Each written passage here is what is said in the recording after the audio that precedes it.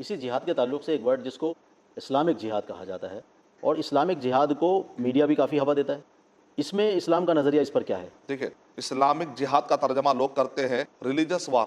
وار کا مطلب ہوتا ہے الحرب.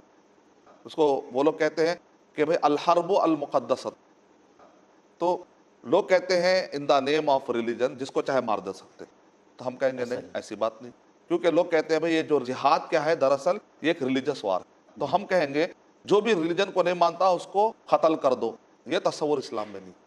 کیونکہ نبی صلی اللہ علیہ وسلم کے زمانے میں مدینہ میں یہودیوں کے ساتھ نبی صلی اللہ علیہ وسلم نے معاہدہ کیا تھا کہ نہیں کیا تھا؟ معاہدہ بالکل کیا معاہدہ تھا. کیا تھا. اگر نبی صلی اللہ علیہ وسلم ہر ریلیجن نہیں ماننے والے کو قتل کر دینے والے ہوتے تو پھر معاہدہ کیسے کرتے؟ نہیں ہوتا.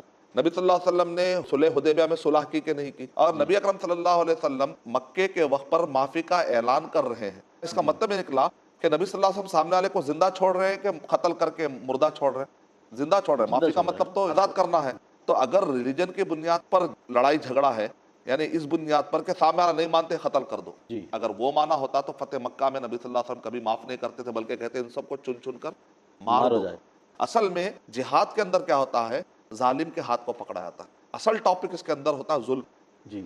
معاشرے کا امن کیسے قائم کیا جائے، یہ ٹاپک ہوتا ہے. اس وجہ سے دیکھیں جہاد مسلمان کے خلاف بھی ہوتا ہے. اب بالکل. دیکھیے ایک لطیفے کی بات. وہ کیسے؟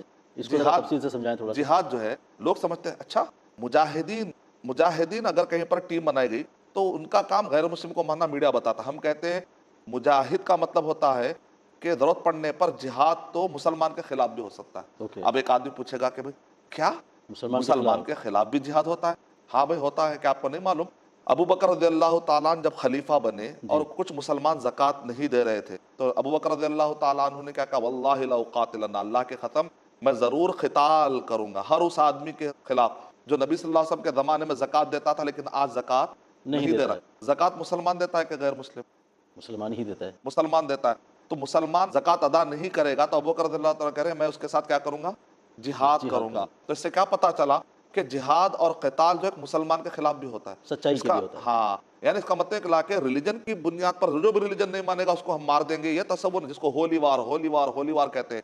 ہولی وار کا مطلب ہوتا ہے الحرب المقدست. الجہاد کا معنی کسی بھی ڈکشنری میں نہیں آتا.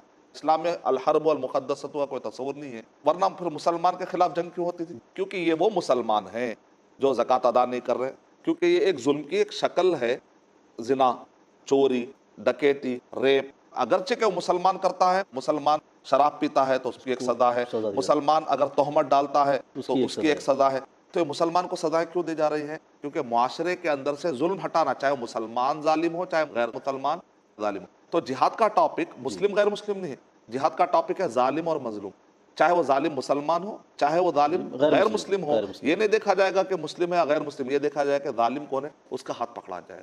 کتنا ہی